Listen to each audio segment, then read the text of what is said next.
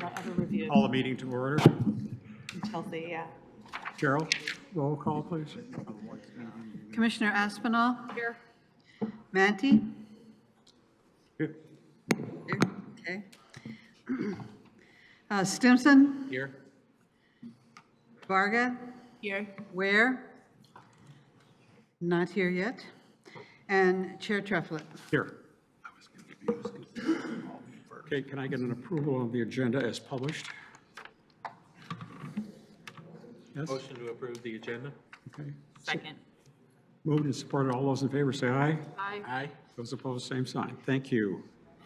First item tonight is Site Plan 57-5-2025. The address is 31015 Grand River, and that's at the corner of 9 Mile. And it's the Servpro place.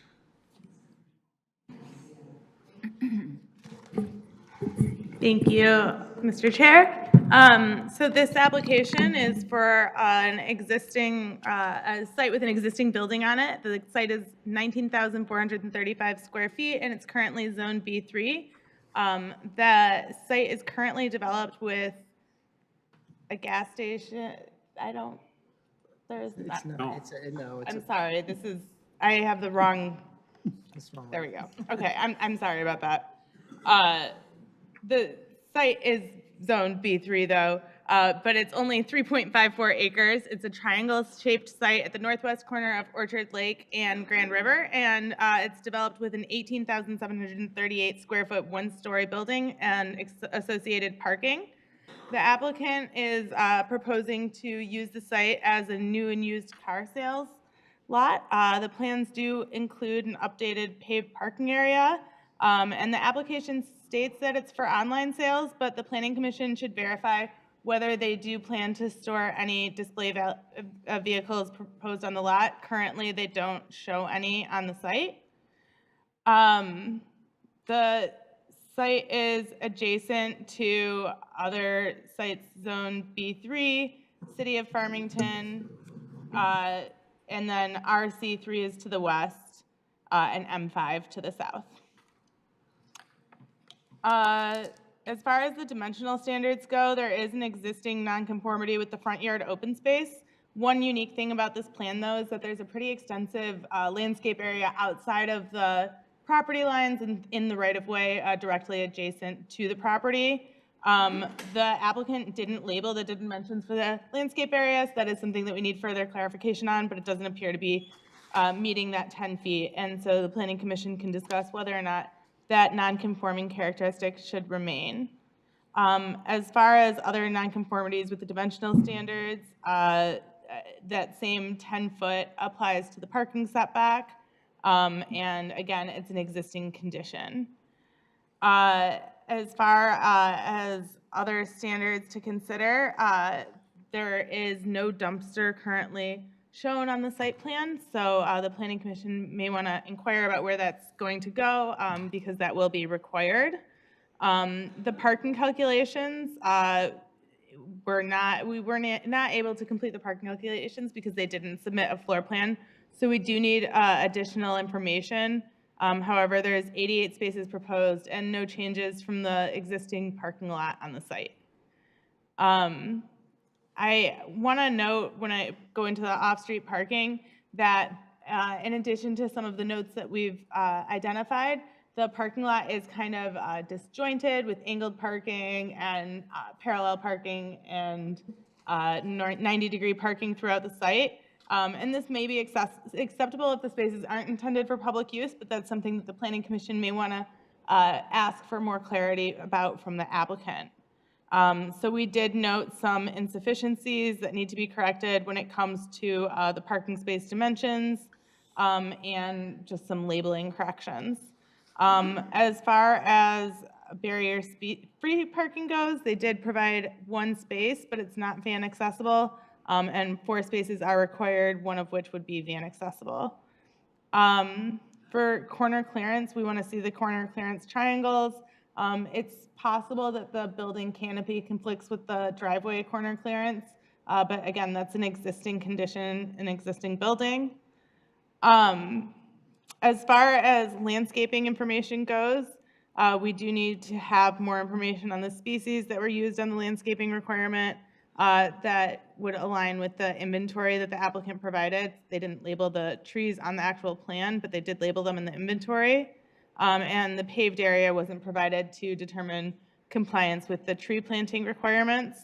There is a planter box that's kind of around the perimeter of the site, so that's what that 2-foot wide wall is that goes around the perimeter.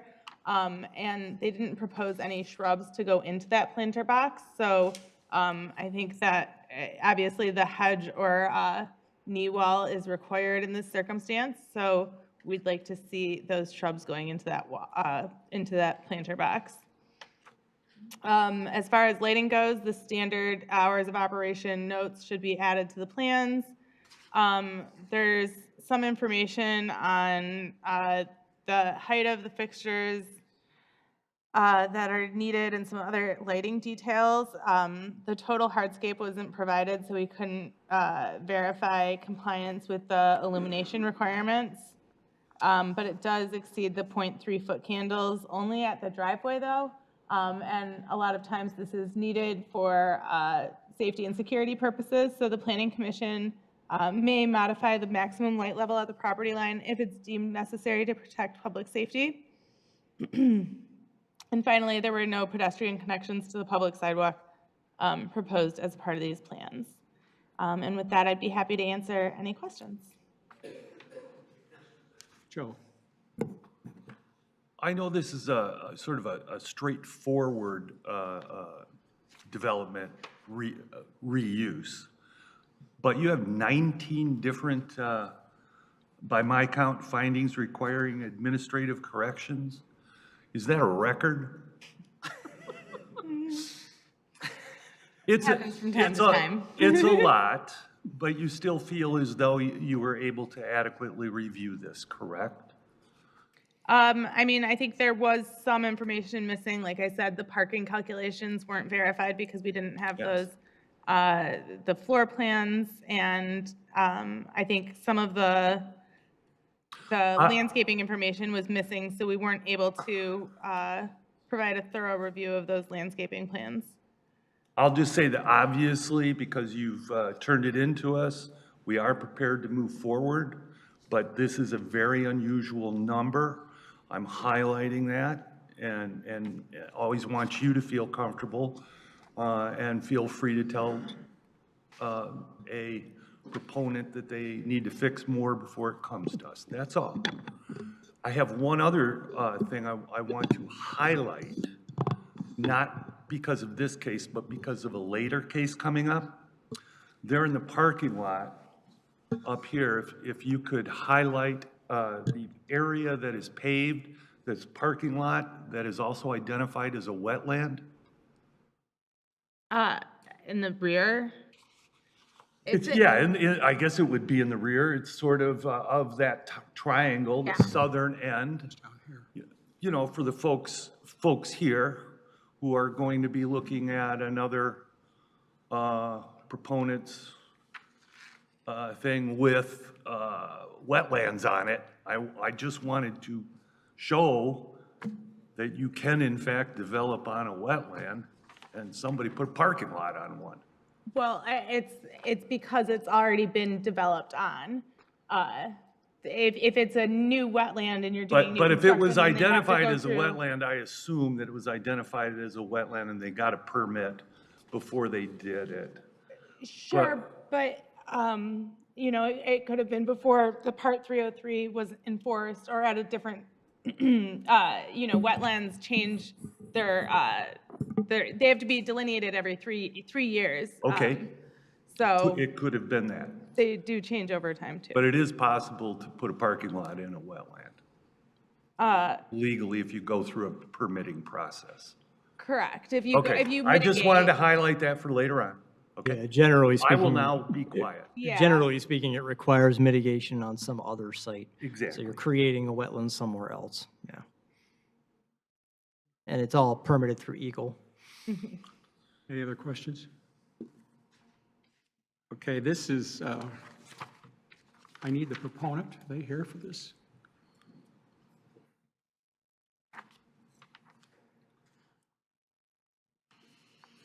afternoon. My name's Hunter Galbraith with Design House Architecture. We were hired by the applicant Helen and Huntington Auto Group for this. Okay, what is your intention with the site? So I guess I just wanted to clarify that this site was previously a used car dealership or a car dealership of some sort, and it was turned into, I believe there was a mechanic shop at one point, and then also the Service Masters, and it is now, the request is now to bring it back to a automotive dealership. I would also like to point out that previously, we have received these comments. We revised and provided additional information on top of these comments. I don't know what happened to those documents anywhere. But those were provided previously, and I'm more than welcome to get them back to you as well. Joe, have you, either you or Julia seen these changes, rechanges? This was the plan letter that we wrote on August 7th. Yeah, I don't remember the exact dates of the past or when we submitted it, but these are the similar comments that we had the first time, and there was a lot of these answers were, or a lot of these questions were answered. We did receive a response letter, and maybe half of our comments weren't addressed in it or in the plans. So we did see revised plans, but many of the comments were not addressed. All right. Okay. Well, any questions? All right, you don't have anything else to say, anything else to say, do you? Nope. Okay, I think you got a little work to do with staff. Okay. Yeah, it's from the August. Counselor, should we set this aside? I mean, if you feel you have enough information based on what's listed here that you could delegate it to the planner to do the checklist of changes after you approve it, it's really up to you. I don't, You mean subject to? approve it subject to, which is in the motion here, all outstanding issues identified in Giffel Webster's August 7th review shall be addressed to the reasonable satisfaction of the planner. So you basically would delegate to the planner to make sure all this was taken care of. Does that work for you? Yeah, that's perfectly Good. fine. Joe? I'll wait till we discuss. Okay. If there isn't any other. Dan, do you have something else? Only that there's a few in the motion, suggested motions, there's a couple, 3 items that you would need to make a determination on that would have to be included in the motion. Correct. So some remaining non-conformances. Okay. I'm up for a motion. Anybody want to make it? Yes. All right, go ahead. I move that application for site plan approval 57-5-2025 dated May 8th, 2025, as revised, submitted by Design House Architecture, be approved because it appears to meet all the applicable requirements of the zoning chapter, subject to the following conditions. All outstanding issues identified in the Giffords Webster August 7th, 2025 review be addressed to the reasonable satisfaction of the city planner. All outstanding issues identified in the city engineer's July 28th, 2025 inter-office correspondence be addressed to the reasonable satisfaction of the city engineer. All outstanding issues identified in the fire marshal's July 29th, 2025 inter-office correspondence be addressed to the reasonable satisfaction of the fire marshal, and finding that the existing nonconformances can stay as nonconformances. Support. Moved and supported. Oh, discussion. So now I would like to discuss.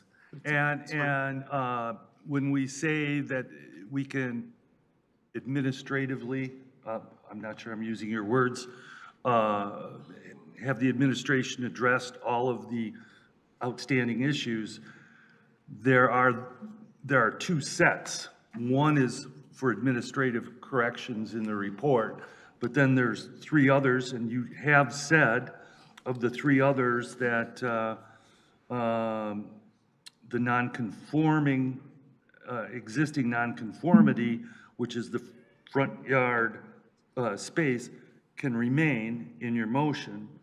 But then there's still, we're supposed to verify whether any display vehicles are proposed on the lot. I think that's obvious. It's a car dealership, I believe that's obvious.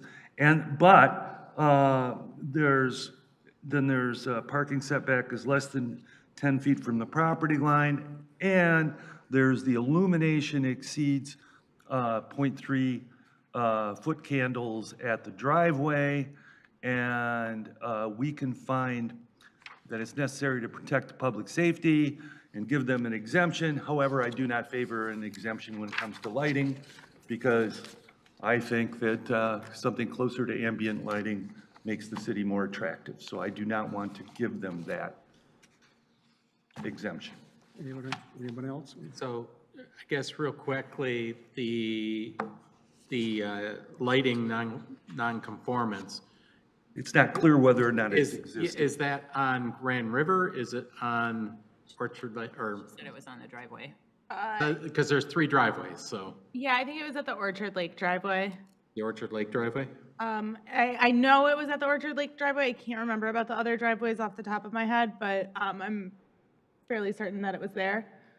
I also, really quick, if I could clarify about the display vehicles, why that was noted, it's because he said he's doing it for online sales, and if he does have display vehicles, they should identify which parking spaces those are. But I guess, yeah, looking at the photometrics, it's right at the driveway, right on Orchard Lake. Other than that, just right at that driveway, I don't have an issue with that. I'm so sorry, I don't have the sheet pulled up, but I'm, So it's only 0.4, 0.5, or? Okay. No, it's actually, yeah, right here. On a driveway on Orchard Lake. It's right there on Orchard I feel Lake. like it should be fine, 0.3. not disturbing anyone. Yeah, well, there's 3.0 right there. no, I left them in my desk. I have everything saved to my desk. So I think as a part of the motion, though, like the display vehicles should be noted on the plan, correct? If that's what they're going to do. Well, I think that's covered That's in the parking calculation. non-conformances, or is that something we needed to add? That's needed for the parking calculation. So if, Is it? Okay. Yeah, so we want to know if they're display vehicles, then they shouldn't count towards their parking calculation. Okay. so if it's going to cause them to exceed the parking or be under the parking, then it's going to have to come back. Yes. And what are our parking standards for an online sales place? We use the, I'm confused here.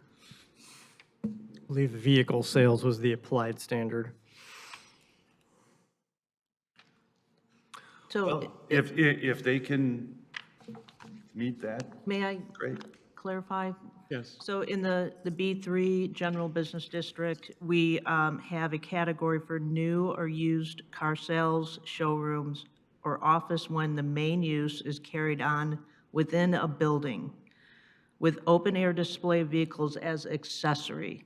So this site currently would not meet our requirements for the outdoor sales of rental or new used vehicles because it has frontage on more than just Grand River. So when we would allow the use of the indoor display of vehicles, the accessory display of vehicles could only be the same number as they could display inside. That has been an administrative interpretation that we've applied. So if they have 6 cars inside the building, they could have 6 outside. But it's not like a giant car lot. Okay. All right. We ready to vote? Yeah. Or did we? Yeah, we did. Oh, I think, do we they did it. need a second his motion? Oh, okay. She seconded. I can support it. Okay. Steve motioned and I support. Great. Okay. All those in favor of the motion, say aye. Aye. All those opposed, same sign. I oppose. Okay.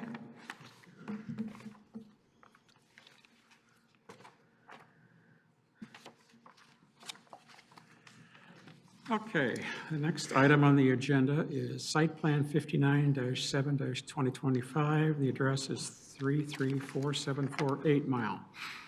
And this is to construct a dentist's office on a vacant parcel. Okay, thank you. So yes, this is a vacant parcel down on 8 Mile, and they are proposing to put a new 7,163 square foot medical office for a dentistry practice on the site. It would have access to 8 Mile Road via a continuation of the marginal access drives that are already present on the neighboring properties. There would not be a new driveway directly onto 8 Mile, which is generally what we're looking for in that area. This site is about 0.9 acres, Zone B3. It's currently vacant, as I said. There's RA3 zoning to the north. It's commercial to the south in Livonia, and then office to either side. Medical office is permitted in the district. We have looked at the setback standards, and they all comply. Except that we found that the building height wasn't provided on the plans. It's 1 story, almost certain to be compliant, but we need the actual number just to verify. We did not see a figure for front yard open space, but when we scaled it and measured it, we did see that it looked like it was compliant.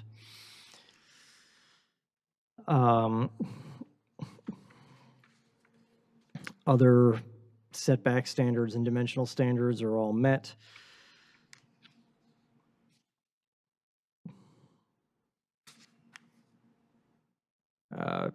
When we get to off-street parking requirements, we found that they did the parking calculation on the basis of gross floor area rather than usable floor area, so we came up with a different estimation of the number of spaces required, 41 as opposed to 50, so they have 9 additional spaces above the requirement here.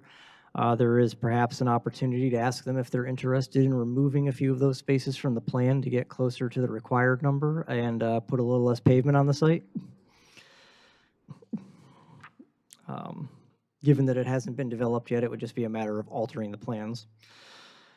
The parking spaces themselves are compliant with our standards. They did not mark a loading space. There would be one required at 180 square feet on this plan.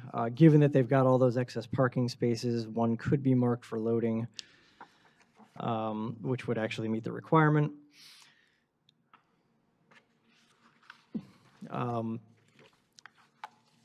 Landscaping generally looked pretty good. The one issue was that the tree replacement. The tree survey was very confusing. There were a couple of tables.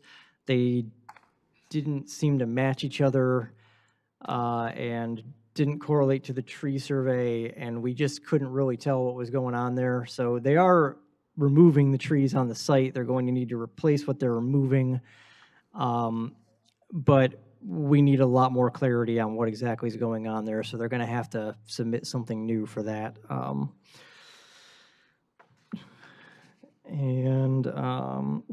We just had a couple minor notes on the lighting, but the tree replacement was the one thing that was just kind of out of whack. Everything else seemed to be generally compliant, and again, you're free to discuss that parking and whether or not the applicant's interested in putting in a few fewer spaces.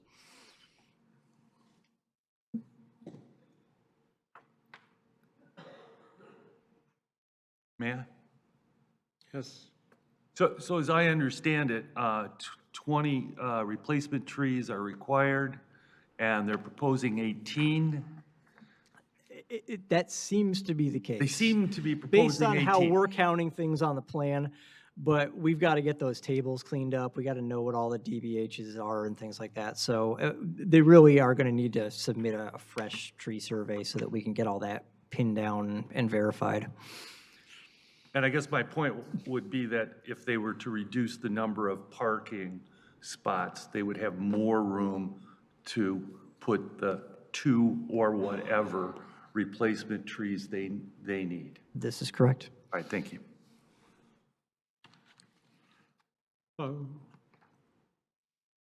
Yes, Iden Calabat of Calabat Engineering. Business address is 31333 Southfield Road, Suite 250, Beverly Hills, for the record.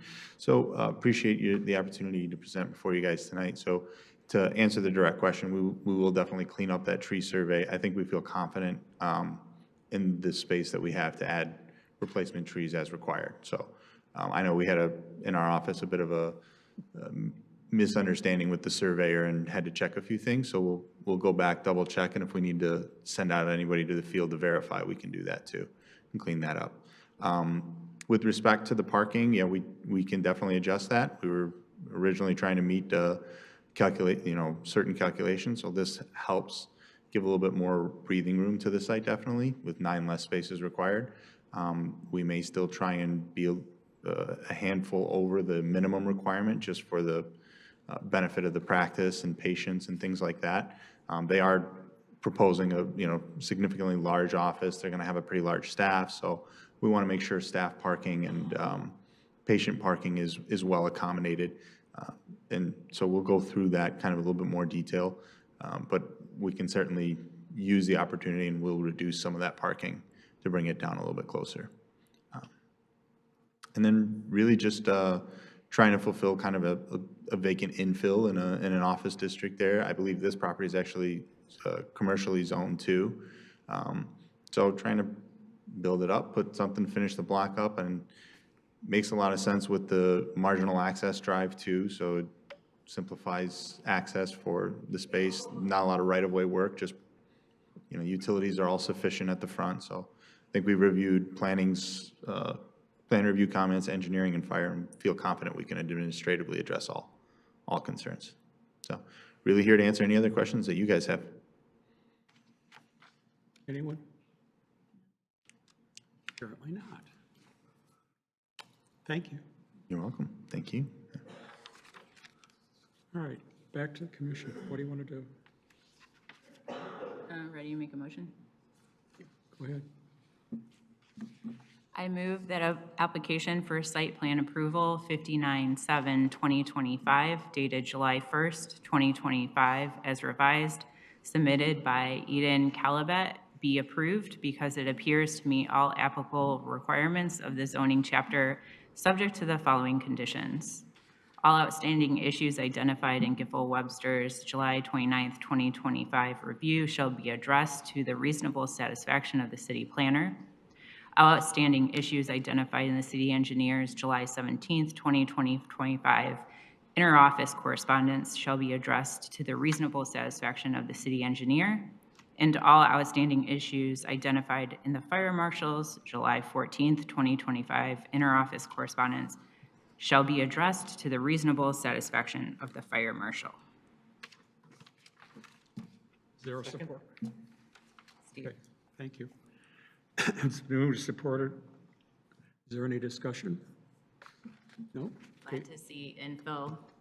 Appreciate the business and the opportunity for our city. Thank you. Grateful for the opportunity. Thank you, guys. All those in favor of the motion signify by saying aye. Aye. Opposed, same sign. Have a good evening, commissioners. Thank you. Thank you. Okay, the next item on the agenda is Planned Unit Development Qualification Number 1 of 2025. The address is 30275 13 Mile Road. It's to construct 6 ranch-style attached dwelling units in an OS1 service district. It's owned by Baptist Manor, and the developer is Mr. Schaefer.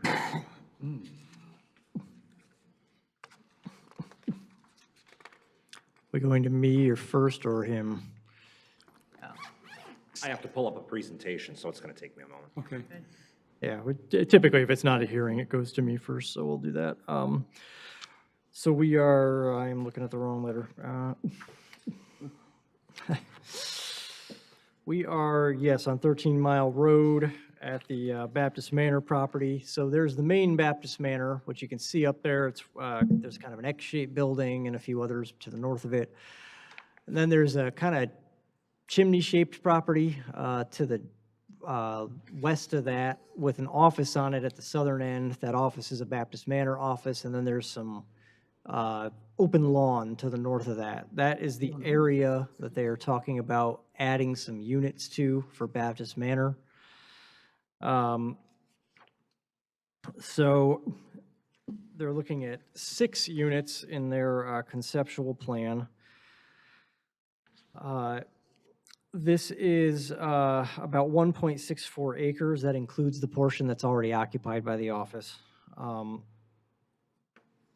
And most of the surrounding uses are related to or part of Baptist Manor. There is, of course, a golf course across the street to the north, and then some offices to the west. So the units that they're proposing, well, at the time of the writing of this letter, were partially as replacements for the units being removed to accommodate a connection to the east, where there was a condo development proposed. That condo development, I'm not sure exactly what the status of that is. It was denied by council, so there might be some regrouping going on there. Those 3 units aren't pending removal necessarily right now, but nevertheless, they were looking to put in 6 units somewhat as compensation for the 3 that were coming out, and they could move people into those units before they took down the other 3. As it stands right now, it's just an addition of 6 units. And of course, we'll let the applicant speak to, their thought process and what their plans are. But we're looking at the a parcel that's zoned OS1. Townhouses typically wouldn't be permitted in the OS1 district. This proposed use can be considered as a deviation from the ordinance as part of a PUD. Density is definitely well within the limits of the RC1 district, which is what most of Baptist Manor is. So we have a lot of standards for qualification to go through. One is that the PUD should not be utilized in situations where the same land use objectives can be accomplished by the application of conventional zoning provisions or standards. So they're proposing density consistent with the RC1 district, and the lot is going to be sharing the site with an office use. Plans included within the request for qualification are really general and conceptual at this stage. But it does appear that they're going to ultimately be requesting some relief from some setback standards in the OS1 district as well. It seems likely anyway.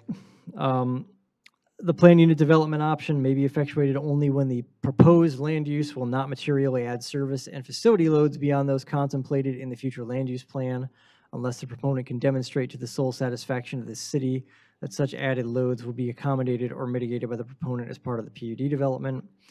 So the 6 units that are proposed on this site in part replace units that would be removed. We don't know if that's necessarily the case anymore. It appears that a minimum of 2 units will be removed if they were to ultimately connect to the east. You're going to have, at a maximum, 6 new units above what you've got now, which of course would be a modest increase in the overall number of units on the site. We have a set of criteria. You have to make a finding on one of these, an affirmative finding on one of them in order to grant qualification. So the planned unit development must meet as a minimum one of the following objectives of the city. And they provided 3 objective responses to 3 objectives, so I'm going to focus on those rather than going through all 8. The first one was to permanently preserve open space or natural features because of their exceptional characteristics or because they can provide a permanent transition or buffer between land uses. So their response indicated that the developer believes the site can provide an overall transition from commercial and office development to the west, it says east, but it's actually to the west, and the multifamily senior housing to the east. Got east and west mixed up there. of which the new units would be part. 38 of the off-site trees that were originally proposed next door were going to be planted there, but with that site in question, that's no longer actually applicable. The site itself has essentially no natural features at present. It's an open lawn. Open space that remains after those units are built would be characterized by its intentional design. They called attention to item 4 to provide alternative uses for parcels which can provide transition buffers to residential areas. So that's similar content in that response, focusing more on the development itself and its relationship to the existing Baptist Manor development. And then finally, the last objective that they called attention to was to foster the aesthetic appearance of the city through quality building design and site development, the provision of trees and landscaping beyond minimum requirements, the preservation of unique and or historic sites or structures, and the provision of open space or other desirable features of a site beyond minimum requirements. So they're citing high-quality architecture and extensive landscaping as ways that the development will meet that criterion. The PUD shall not be allowed solely as a means of increasing density or as a substitute for a variance request. Such objectives should be pursued through the normal zoning process by requesting a zoning change or variance. So they're really not requesting higher density here. It's actually a request to partially downzone the property to residential from a non-residential designation. Given that the proposed use isn't permitted in the underlying district, it would appear that the request isn't made solely to avoid a variance. I can address any comments that you have about the conceptual site plan, but as I said, it's very conceptual at the moment. We've given you our calculations for how we figured out the density and where it would lie in our various zoning districts. But for right now, it looks like permitting multifamily at RC1 density in the OS2 district would be one of the deviations that they'd be looking for. There may be other deviations such as setbacks or things in the future, but that's unclear at the present.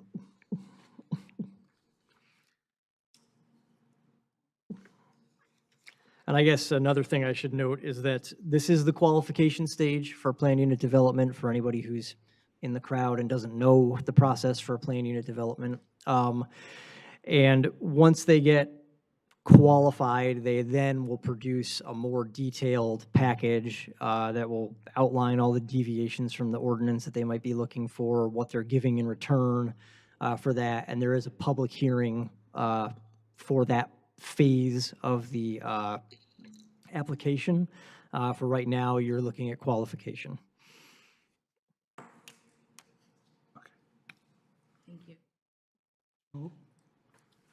Yes, so this being a PUD qualification, it means really what we're focused on is, given their concept plan, we are looking at the 8, 9 different bases for saying, okay, you're qualified.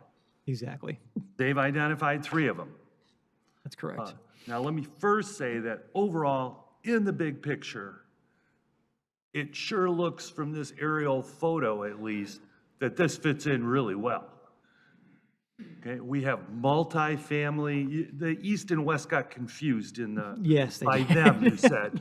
So we have multifamily to the east. Correct. And we have office to the west, yeah. To the west. And instead of having office next to the office, they're proposing something that is pretty close to multifamily because they seem attached. Is it multifamily? Yeah, they would call them townhouses because they're side by side. Yeah. So I mean, it fits. It all makes sense. Is it legal? Okay, that's the question. Mm-hmm. So the first one they cite is to preserve open space and natural features, which is only part of it, and obviously that does not fit here. Okay. But goes on because they can provide a permanent transition or buffer between land uses. Right. you know, it's next to an office you're gonna put an office. You know, we have to set precedents. Whenever we do something, we can't let somebody come back and look at it and say, well, you called that transition, when it's not really a transition. So I have a problem with that. And I'm looking for them, okay? To permanently establish land use patterns which are compatible with or protect existing or planned uses, that's not one they list, but I could almost see that argument. All right? Now, to provide alternative uses for parcels which can be transition buffers to residential areas, well, they're going from office to residential, that's weak. And then the last one, aesthetic appearance, I mean, do we really, because there's nothing historic, there's no preservation, there's no open space. Their argument is they're gonna use quality materials. And we just passed an ordinance that sort of says you gotta use quality materials in our city, no more not using quality materials. So I'm all for this, but I'm uncomfortable with the legal basis for it, and I think there's room. Can you help me on this? Do you have some of your own personal opinions? I mean, sure, I think the one that you called attention to, number 2, is probably the one that is the first one that came to mind when I saw it. The others, I mean, item 7 is a bit of a judgment call. They'd have to put a lot of landscaping in to rise to item 7, I think. Yes. And then as far as 1, as I noted, I mean, you'd be looking at an intentionally designed, landscape, because there's not really a natural feature there. So again, you'd have to be doing something pretty meaty from a landscaping perspective. So if we were to say permanently established land use patterns which are compatible is probably the best one. Generally, that's what I would say, yeah. We would want to say why in our motion, would we not? Yes. Okay. So, what should we say in our motion, do you think? Why don't we listen to Mr. Schaefer? Okay. I'll provide some greater clarification on that as we go in this presentation, but I do understand your rationale and the qualifications, and I think once I end this, we'll be able to land on the perfect language to help address that. So, good evening, members of the Planning Commission. My name is Aaron Schaefer. I'm with Schaefer Development. I'm joined alongside my father, Stephen, as well as one of the principals for Baptist Manor, Ryan Gillespie. We are here to share our plans for the proposed Baptist Manor PUD. It is important to take a look at this development holistically. When we were back in front of you in October, I believe, of 2024, we received PUD qualification for Mulberry Park, the Tabernacle. Those are the 7 parcels just due east of here. We've been in front of City Council over 6 times processing revisions. As you recall, we came in front of you, received approval for 76 units. We're now down to 63 units. At our last City Council meeting, it was quite a controversial meeting that lasted for quite a few hours, probably 3 hours from start to finish. So it's Monday Night Football, to say the least. But we think we've addressed a provision in the master plan which was missed by the planning consultant, the planning department, as quite frankly, as well as us. It was page 52 of the master plan. If you can meet on a 100-foot setback to the residence and provide over 1/3 of open space, you can get RC1 density, which is where the 63 units are, well in line with the RC1 density figure. We're going to present a revised plan at the September 5th hearing and recommend that it gets reconsidered at a date certain following the elections. Keep in mind, the elections are this year. It's been quite a political whirlwind to City Council with a lot of folks running for mayor. So there's been a little political drama that we've been trying to deal with. But we think We've gotten to the right stage. Keep in mind that even if we do get considered for PUD qualification this evening, none of this would truly go into fruition until we get Mulberry Park, the Tabernacle, approved. When we did this application in July or June, I think it was June 30th when we submitted, or perhaps, yeah, June 30th, it was our assertion that we were going to get approved based on the information we had heard and the meetings we had one-on-one with council folks. That ultimately changed when they were in this room and the public had attended, where opinions shifted. So I just want you to understand and appreciate we are slowly but surely getting there. We've had 6 meetings with City Council, with the 7th hopefully scheduled on September 5th, so it can be reconsidered, and then we'll ultimately move into this project tonight. So if you have any questions regarding kind of the background and how we got here, I'm more than happy to address that during the Q&A. So again, as part of the Mulberry Tabernacle development, we will be removing that very first duplex at 13 Mile Road. That is to help facilitate a primary entrance that connects to 13 Mile and Detroit Baptist Drive. The reason for our PUD consideration this evening is to help displaced residents in the event that that project moves forward. So that first duplex is going to be eliminated fronting 13 Mile and Detroit Baptist, left of where my yellow box is. The 3 units behind that, actually all 4 of those units fronting 13 Mile are some of the oldest units on the entire Baptist Manor campus.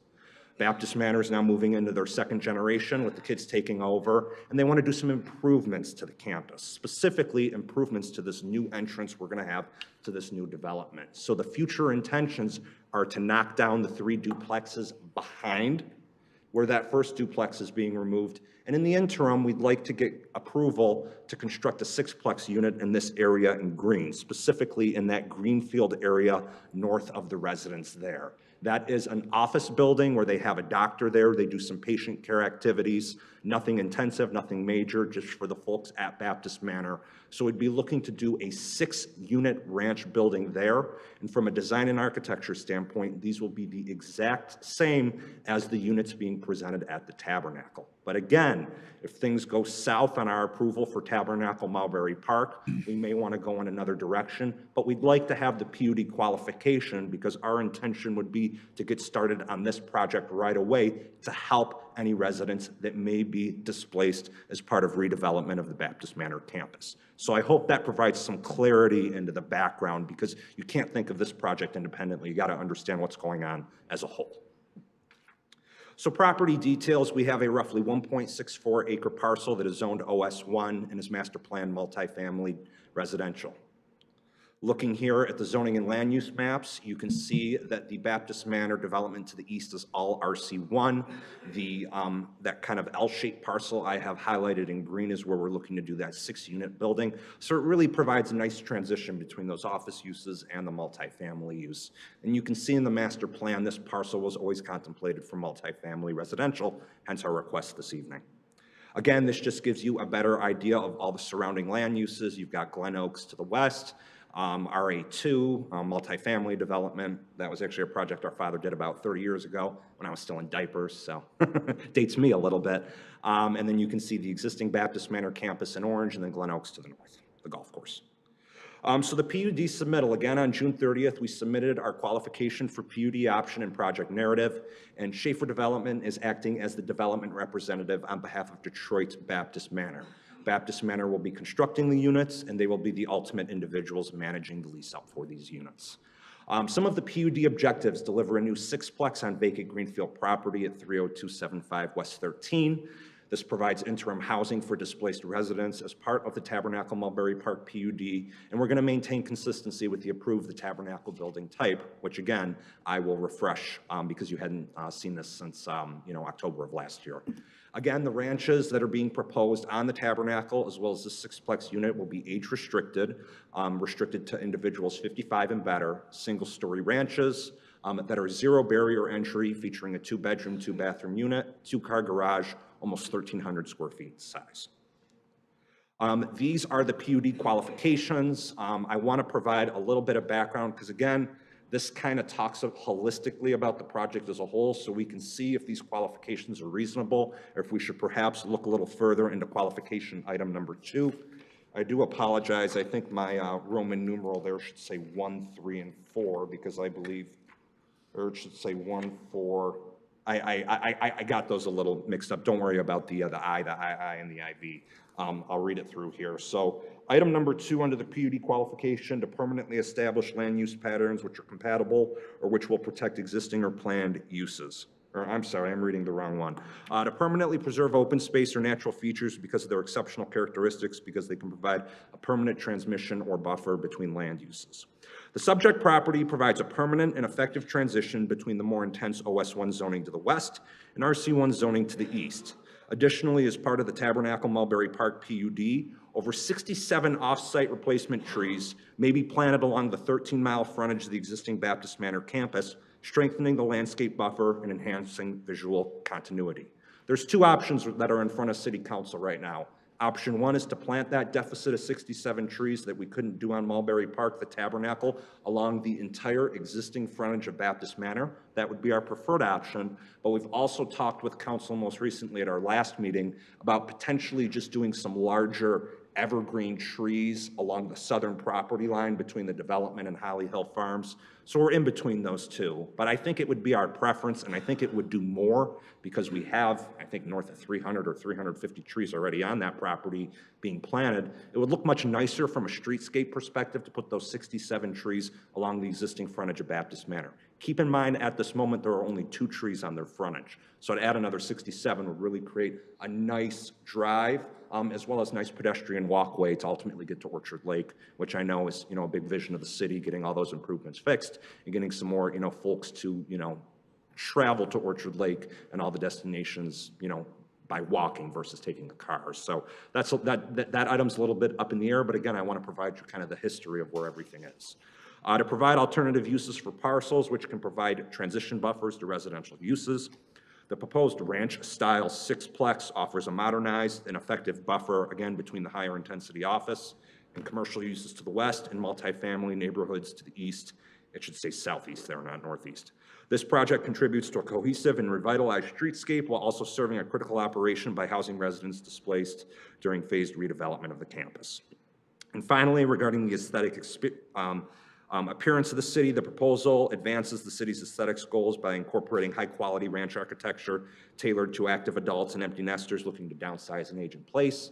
6-plex enhances the visual character along 13 Mile, coupled with, it should say 67, not 38, 67 new trees to be planted along the subject property and existing Baptist Manor frontage.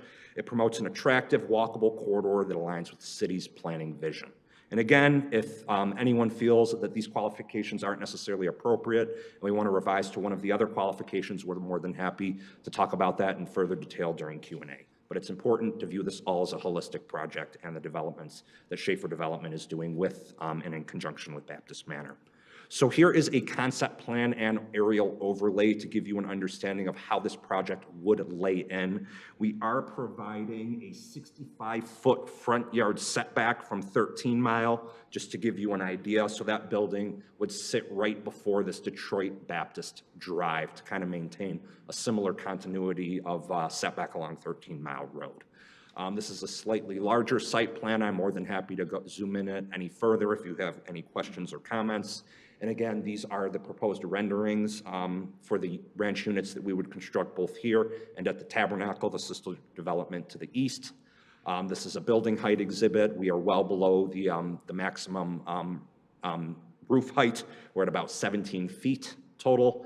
And then this just gives you an idea of a floor plan with the 2-car garage, 2-bedroom layout, with a very open, modern floor plan. And again, these are designed, for individuals with accessibility issues, as well as older folks that maybe need some larger, hallways to traverse, larger doorways, so on and so forth. So I want to thank you for the time this evening. I want to thank Joe for the very detailed planner's report. And if there's any specific questions, comments you have, either myself or Ryan Gillespie with Baptist Manor would be happy to answer them to any degree you require. Thank you again. Any questions for Mr. Schaefer? Yes. For the walkable path that you talked about, in the winter, who's going to be responsible for keeping it clear? Especially if you're kind of targeting 55 and over, and maybe some will have needs, needs like wheelchair or walkers, who's going to keep it clear so that they can safely? So these, again, are apartment homes, and Baptist Manor will be the entity responsible for all maintenance. Again, that's what they currently do on their existing campus, and that would carry over as well for this project. Onto the 13-mile side? I'm sorry? Onto the 13-mile road-facing side of that sidewalk? So you'll have to, I just want to make sure we're talking about the same thing. Are you referring to the sidewalk along 13 Mile Road, or are you referring to something else? Yes, the sidewalk along 13. I thought How is that, Ryan? Do you guys manage that, or does the city plow that for you? Yeah, the city don't. Okay, so Baptist Manor is the entity responsible for making sure that that sidewalk is clear during the winter months, Perfect. and they will continue to do that. Thank you. Anyone else? Yep. Yes. Okay, so just from my understanding, this is to support residents being displaced from the other development, from Tabernacle. No, so what's happening is, again, as part of Mulberry Park, the Tabernacle, Right, we're going to be knocking down that Right. first duplex. right. And Baptist Manor has plans to modernize the campus, and those units are kind of some of the more unsightly ones, the three behind that. So the goal is, and again, this is all contingent upon securing that approval September 5th with City Council. The intention would be that they would be knocking down some units on the campus, and again, building that to house those residents displaced, during the transition. Right, so those residents that are currently there, that are being displaced, you have, or they have agreements with them to provide these new units for them? Again, it's just all rental arrangements that Okay. Baptist Manor has with their tenants, So- but it would be their intention before they do any demolition. We would do our best to get that built beforehand. Right, so then they have the option to relocate there. Correct. Or move elsewhere on the campus. We just want to provide the safeguard, because this was very important in City Council's eyes. Whatever happens here, we know the value Baptist Manor provides. They provide affordable housing for elderly folks, and they just want to make sure that whatever happens, they have the opportunity to move, or there's an opportunity to have them reside elsewhere on the campus. So they're 55 and older currently?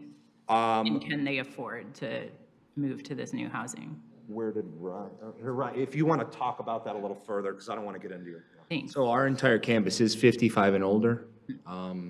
We do apartments, we have the condos along the entire east side there, and we also have a 59-bed licensed assisted living facility on campus. So we manage all of that. Right. The condos, we have those in like a duplex and a fourplex. Those are actually the product that we have with the highest demand. That's why we're trying to branch out and build more. Those units, as of now, have a 3-year wait list. That's been that way for 25 years that I've been there. So we constantly have people coming in and wanting to purchase those or lease those from us, and they never become available. Those are usually the first steps that when people are downsizing out of homes and transitioning into new housing, frankly, they don't want to go to an apartment, and they surely don't want to go to assisted living. So they want to go and downsize into a duplex or a fourplex, condo style with a garage.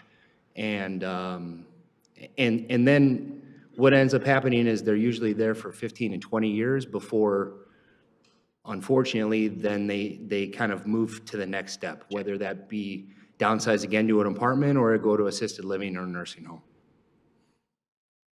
I mean, I'm establishing, though, that these units are required, displacing those residents, giving them an option, so then you can build the rest of the other plan for the Tabernacle. Correct. Right?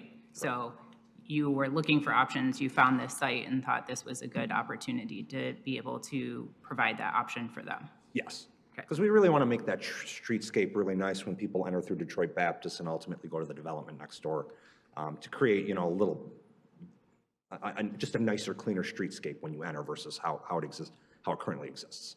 Okay, thank you. Yeah, Joe, what would this be density-wise? Would this be RC1? Yeah. Yeah, so it would match It would match the rest of the Baptist Rest Manor of it. project, yeah. Yeah. So then, Yeah. Has any thought been given to just rezoning that portion of the property to RC1? We looked at it holistically and discussed it with planning. The issue is the setbacks in the OS1 district are a little more onerous, hence the request for the PUD.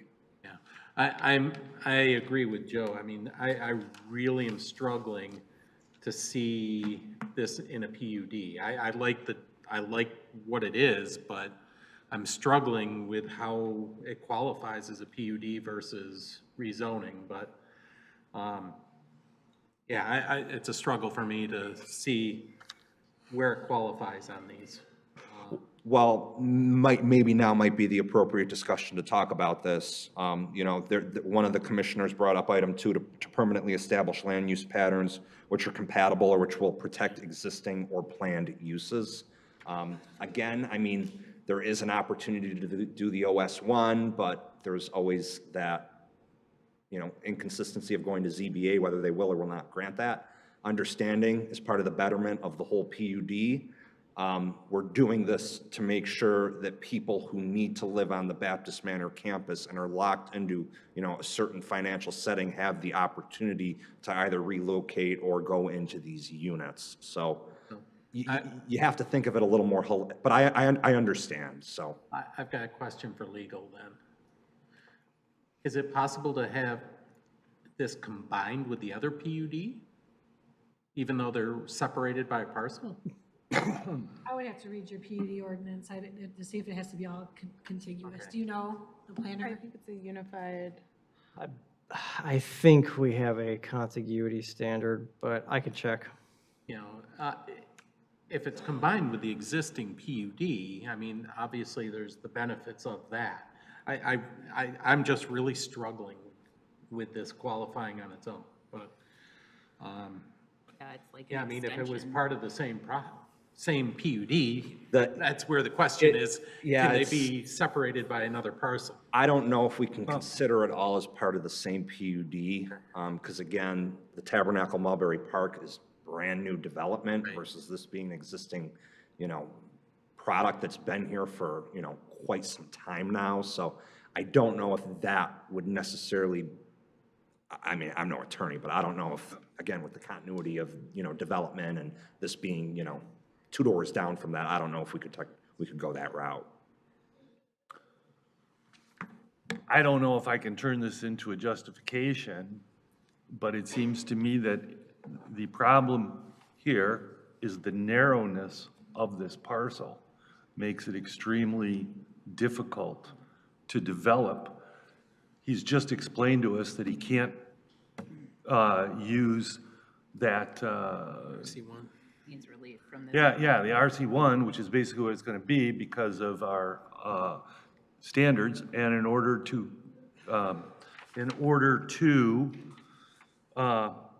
permanently establish a land use that's compatible with existing uses to the left and to the right, we need to make this a PUD so that we can grant those exemptions. Does that help? They're discussing. Yeah. Oh. If it secures us an approval tonight, I say yes. Well, the legals look at. I understand. Nobody wants to get in hot water. You've also gone through a lot of effort and work on the previous PUD, so if that takes you through a whole nother scenario, that would, you know, with all the work they've done with council. I wish city council would understand that, but Right. I'll shut my mouth. Perhaps it's best. Especially when they're different. I mean, I think 1, 2, and 5, or 4. Not 7. Does imply that. So it doesn't look like there's a contiguity standard in the PUD ordinance. However, the practicality of where they are in the process with respect to where this is in the process is probably, you know, an unlikely for them to back it up right now and try to somehow fit 2 different. I haven't seen the other one, so I don't know how similar this is to what the other one is. So does the, Practicality of it seems. does the narrowness of this lot lead to, in order for this to be compatible with existing uses, we wish to grant it a PUD? We wish to qualify it as a PUD in order to make it compatible with the existing uses? Because it sure seems compatible, more so than what's there now, you know, what you're planning. Are you saying that developing it as a PUD may be the most practical way to permanently establish land use patterns that are compatible or which will protect existing or planned uses? Is that what you're implying? Yeah, and I'm saying existing. I mean, you don't even have to say planned. That is what I'm implying. It's your interpretation, and it's your. And it's you up can to put us. the facts into your, so I think you yeah, can make that finding. I would be more comfortable with that because it seems more true as a reason for doing this. You wish to make a motion? And I'll make a motion, even though I don't have the list of motions in front of me. Yeah.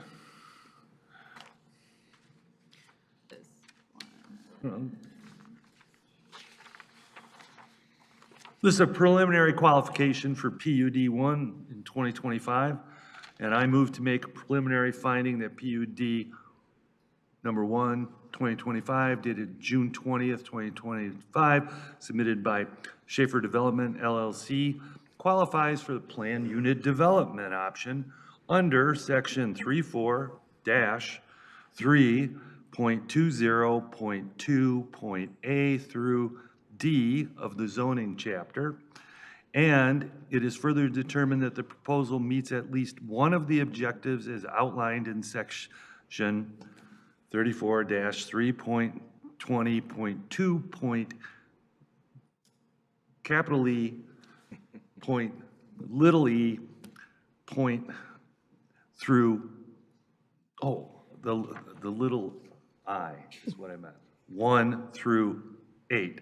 Specifically, number 2, to permanently establish land use patterns which are compatible or which will protect existing or planned uses, and that given the narrowness of this lot, the proposed development is more compatible with the existing development to the east and to the west than the existing development or any development that could be made given the current zoning. Okay. Their support? Support. Okay, it's been moved and supported. All those in favor say aye. Aye. Those opposed, same sign. 1. Mr. Simpson, okay. All right, thank you very much this evening. I appreciate it, and have a wonderful night.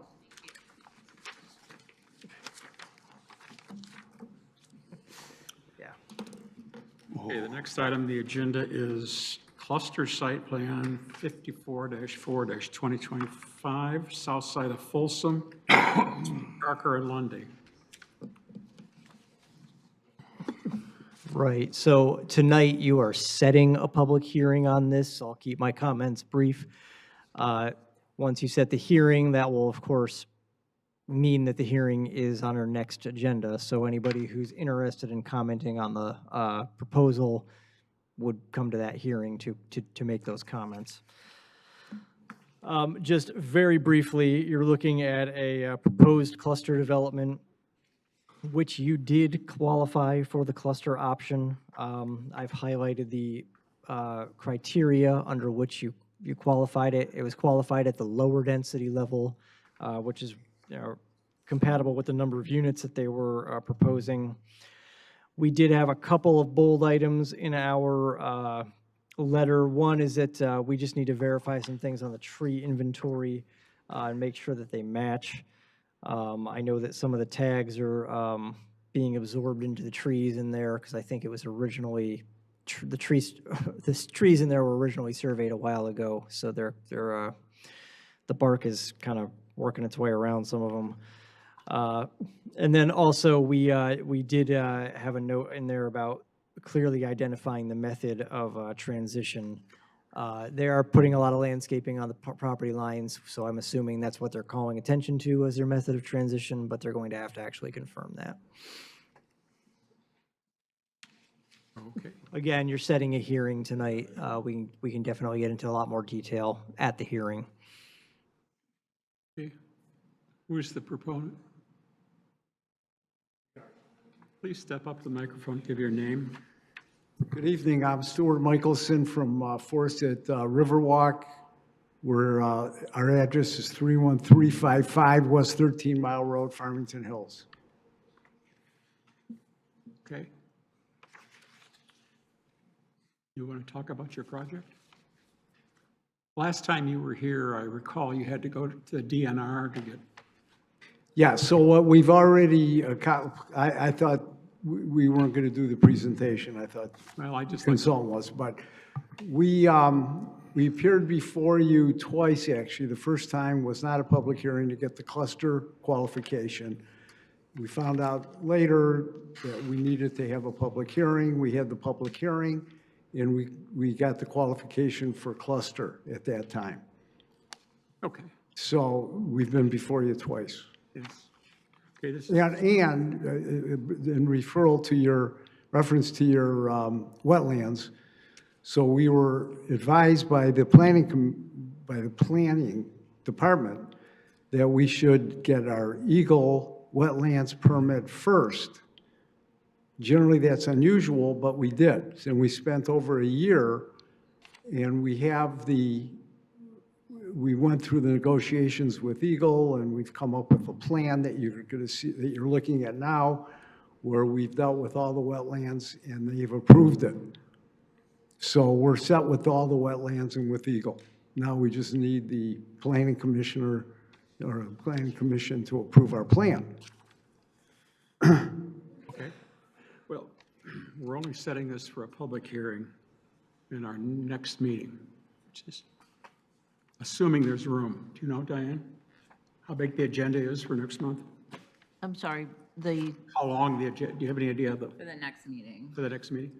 the next meeting is, I don't have that in front of me, actually, but it would be the upcoming September. Okay, Yeah, September 18th, I believe, is the date. okay. September 18th. You make a motion? Before we have a motion, may I? Oh, of course. I think reference was, Joe referenced the fact that I had gone to the property. I tried to locate where I was on the property, and I found it extremely difficult because many of the tags from the tree survey have been overgrown by the bark. One of my concerns is just how old that tree survey is and whether or not it's still valid. Now, it may be that so many trees have died that it would be to your advantage And to blown do it down. again. But I am concerned about that. If you go out and look, I mean, the tags are almost, many of them are virtually vertical. You know, instead of hanging down, the bark has grown them up, and then the number is covered over. What my concern at the time when I was out there, we've had projects similar to this. And I know that when you have an established neighborhood, they're very concerned about the impact on their neighborhood and what kind of screening they're going to have. When I look at your plans, I believe it's something like a 35-foot preserve or buffer. You have a line on the plans that says there's a no cut line or something like that.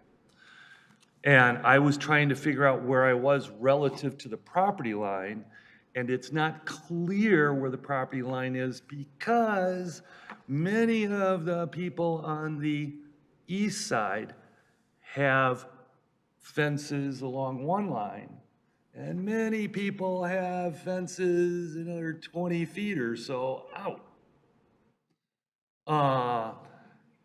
And from past experience, I've been here for 20-some years, I know that if those that are 20 feet out further than where they're supposed to be are in a position to claim that property. So when you come in here and say, okay, I'm leaving 30 feet, then you have to come back and say, well, I'm not doing 30 feet everywhere because all these folks came in and they had put a fence up 30 years ago and now they own the property. But I couldn't figure out because I couldn't know where the trees were. I think all of the fences are legally on their property. That's what I Yeah, I if you thought, look at but the I was survey. not sure. Yeah, Because I couldn't identify most of the trees yeah. because of the tags being covered in that area. Okay? I'm just giving you a heads up. Yeah, well, we have a survey which would show any encroachments. So if you look at our survey, I couldn't find any on what was here. You know, we only get, they don't print the 100 sheets you end up submitting. They only print 3 or 4 of them for us. So, it's just something you might want to check. yeah, well, we do check before we close it with the land. So we've verified. And like I say, I'm also concerned, you know, you might end up with something like subject to a new tree survey or something like that. I think that there are people who are much more qualified with the city than I am to weigh in on that. But I have been on a lot of properties proposed for development, and I have never seen, I believe in one case, I actually saw a slit in which the entire tag was in there. Okay, I've never seen vertical, I mean horizontal tags before. So those were the concerns. I'm telling you up front, and like he says, we're only here to set the hearing. Yeah. Okay. Your motion, please. Looking at you, I'm looking at Steve. Again, somehow I don't have those sheets. Kristen will do it. For cluster site plan 54-4-2025, I move that the application for cluster site plan approval 54-4-2025 dated February 25th, 2025, as revised, submitted by Forest at Riverwalk Development LLC, be set for public hearing for the Planning Commission's next available regular meeting agenda, which possibly could be September 18th, 2025. Your support? Support. Oh, Danielle got it. Danielle got it, okay. All right, all those in favor of the motion signify by saying aye. Aye. Aye. Those opposed, same sign. Motion carries. Okay, thank you very much. All right. The next item is amend Planned Unit Development 2 of 2023. It includes site plan 67-9-2023. The address is? You need to say something. Were you notified for this? You will all receive a notice in the mail. There will also be a notice in the newspaper. Were we supposed to receive one for this meeting? No, because this was not the public hearing. The public hearing will be at the next meeting, and you should receive a mailing sent out 15 days prior to the meeting.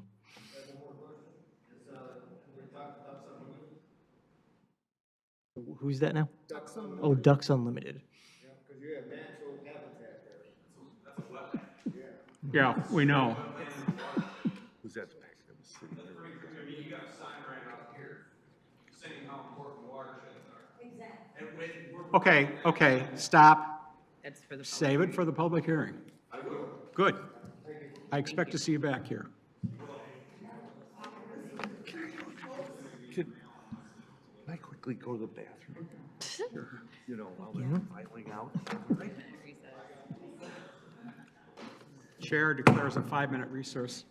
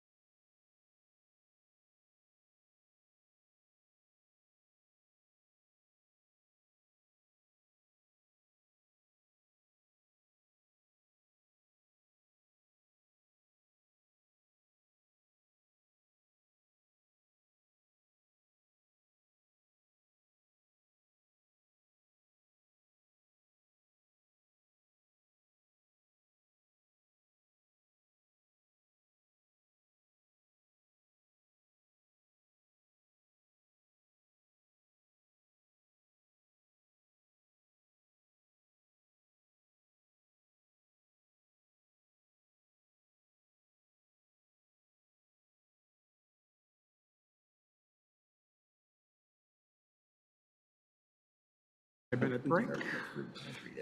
Next item on the agenda is amend planning unit development 2 of 2023, including site plan 67-9 of 2023. The address is 30825 and 31361 Orchard Lake Road. This is a redevelopment of a shopping center.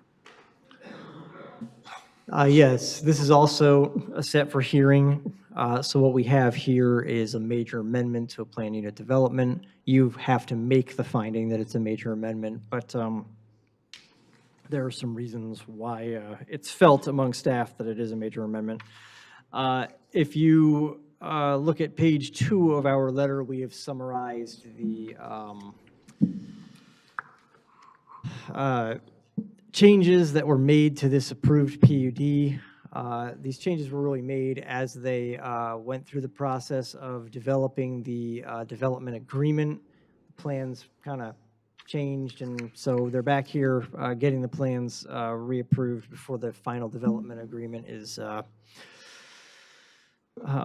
adopted between the city and the applicant.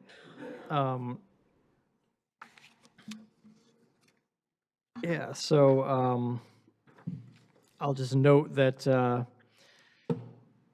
elements of the plan that change, there are elements of the plan that change approved deviations from ordinance standards. So those have to be approved by city council and reflected in the final PUD agreement. So that's why we're setting a hearing tonight. And if you have any questions for me, I'm happy to answer them.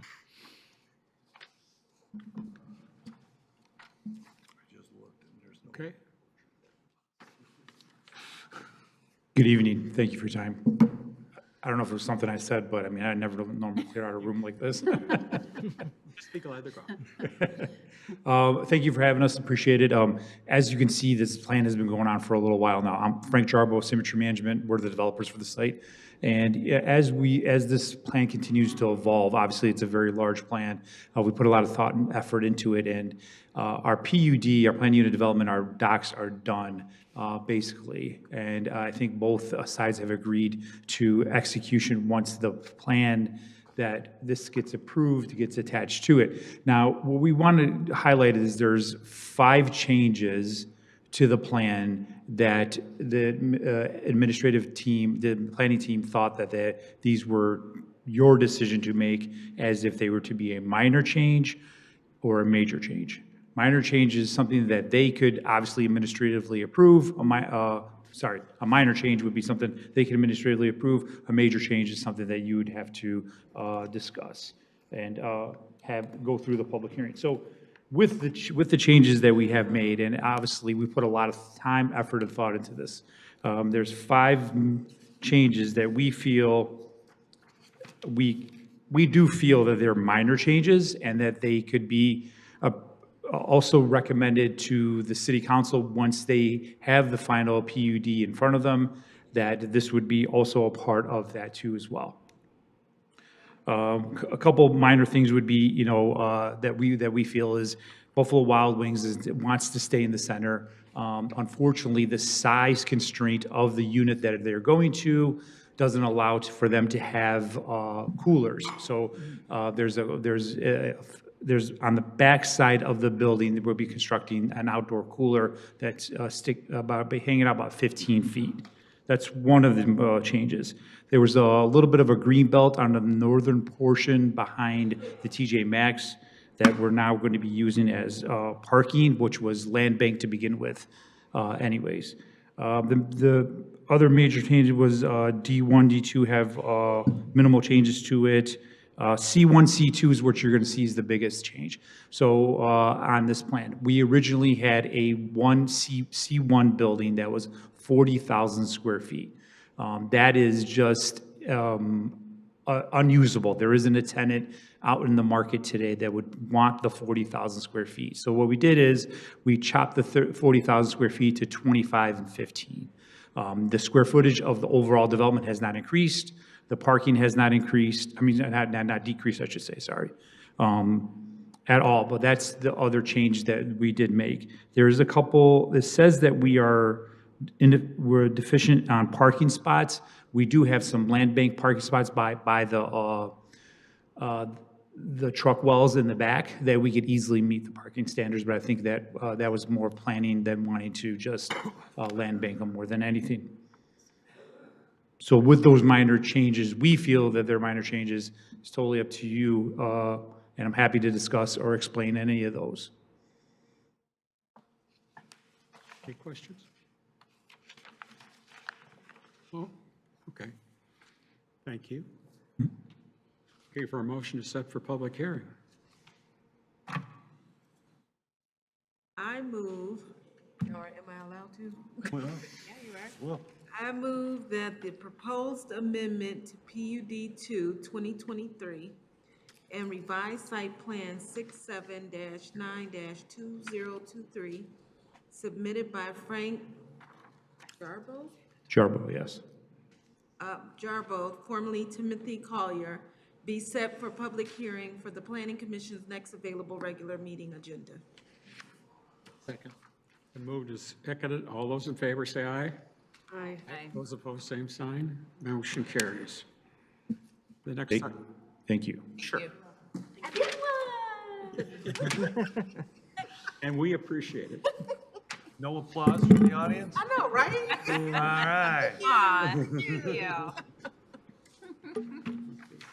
Okay, the next item is amend planned unit development 4 of 2000. The address is 32555 Northwestern Highway. This is an addition to an existing building and changes to landscape features to a B3 and RA4, one-family residential. Let's let him go first. You explain it, then you come out. Sorry, who did you want? Him? No, I said I want you to go first. Okay, And then sorry. I'm so sorry. No, you can stay up there. Thank you, Chairman Treffelay. So this is another PUD amendment to an existing PUD, and so Planning Commission needs to, again, determine whether it's major or minor. The original PUD, however, in this circumstance is one that was from 2000, so it's kind of old. It's a larger PUD at the corner of Orchard Lake and Northwestern. However, this is a smaller parcel within that PUD, and it's where the Anna's House restaurant used to be. The applicant is, and it's currently has underlying B3 zoning. The applicant is looking to put a catering business inside of the use, and the application also describes using some of the outdoor space in that little like landscape area to the west of the building. You can see it in that aerial photo, sorry. Just in the little landscape strip, because they have, on their proposed elevations, they do have 4 roll-up doors that go out to that like small landscape strip. So I think when they come back with plans, we'd probably want to see more of how that outdoor space would be used if it's going to be used for events. The original PUD agreement included several conditions which would require some amending in order to accommodate this development. First of all, it has a list of permitted uses within the PUD, and a catering business is not one of those listed, so that would need to be added. Another thing that would need to be changed is that it does state that all assembly halls must be conducted entirely within the building. So if they want to hold events outside of the building, I think that that would also need to be addressed as a part of the PUD agreement. Finally, the development agreement does have some building materials requirements, but it allows the city manager to approve modifications. So while the application and the elevations didn't currently include all of the listed materials, that's something that if it doesn't totally meet those requirements, we'll need a city manager approval. So in addition to those changes to the development agreement, we did want to note some modifications to the plans that we wanted to see. On the one thing that I noticed is that the elevation plans didn't quite align with the floor plans, which didn't quite align with the site plans. So we will need to make sure that all 3 of those are consistent. In addition, they showed on the elevation plan a dumpster on the northern wall of the building, They show the existing dumpster remaining on the eastern side of the site in the site plan. And then on the floor plan, they show new dumpsters on the western frontage of the building. So we really need to figure out exactly what the dumpster location is, especially because that northern frontage is certainly not a utility frontage, right? It's facing Northwestern Highway, but that's kind of how it's shown right now in those elevation plans. So I think there's some confusion with which elevations we're looking at, and we need clarification there. The other major change that the applicant is proposing is to remove the existing pond, which is in front of the site facing Northwestern. And that pond was an original benefit of the initial PUD. So they have submitted a landscaping plan to show the pond being replaced with a large number of native plantings. And the Planning Commission will need to determine whether or not that is an equal benefit to what's being removed, or if there's additional benefit that needs to be provided to meet that PUD requirement. They did make some other small modifications to landscaping elsewhere on the site, and that was really just addressed in the plan notes. So again, we want to see that whole landscape plan so you really understand what's being removed, where it's being moved, what the species are, all of that information. Finally, again, that's just kind of a quick overview of the plans, but ultimately tonight, the Planning Commission just needs to determine if this is major or minor changes, and we can work with the applicant to get you more thorough plans to review for that public hearing if it's determined that it's a major amendment. Any questions? Joe? I'm sorry, it may be in your report, but how old is when was the original PUD? It's from the year 2000. 25 years ago. Yes. The year 2000. Yes. And somehow I missed to mention that they're adding a significant addition to the building as a part of this application too. So. Well, it seems as though this is clearly a significant change. And the garden that they are proposing is quite elaborate. Yeah. So, you know, when you say it's too expensive to maintain this pond, then you look at the garden and you go, wow, wait till you maintain that. But it's up to them. Any other questions for staff? Steve? Yeah, was this building built at the same time as the rest of the PUD? I tend to recall that this was actually built considerably later. I think it was phased, like the original PUD was approved as a phased thing, and I think parts of it still have never been developed. Yeah, of course. I was going to say, I think this building's only probably a little over 10. No, probably 15. Time flies. Okay. Anything else for staff? Give your name to us. My name is Zach Sklar. I'm the owner of the building and the current business. And so I don't know about all that floor plan stuff should be explained in the layouts, but anyway, it's all ironed out, and maybe there's just some old documents or something floating around. But the dumpsters and all that stuff aren't really changing, but it's relatively simple.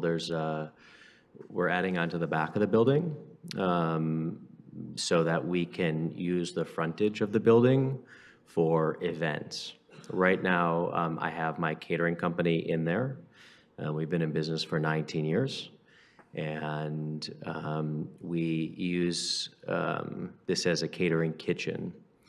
The front is currently not used. It's just, used as storage and what have you.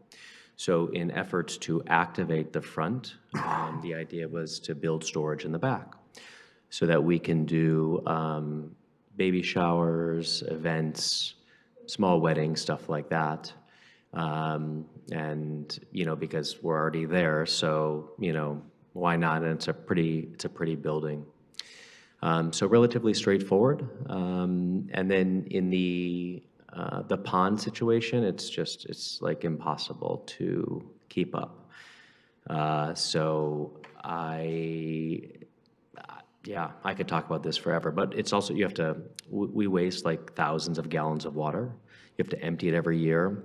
And there aren't people that service these like they used to, and they're constantly breaking, and it's filled with trash. And so, anyway, the green thumb, in me, I just, throwing away all that water every year for 3 or 4 months for a pond is just, it also doesn't like align with the city's value system of going green and stuff like that. And so it never works. It didn't work for the owner prior, and they just replaced it. He just put $25,000 into it. I bought the building a couple of years ago, same issues.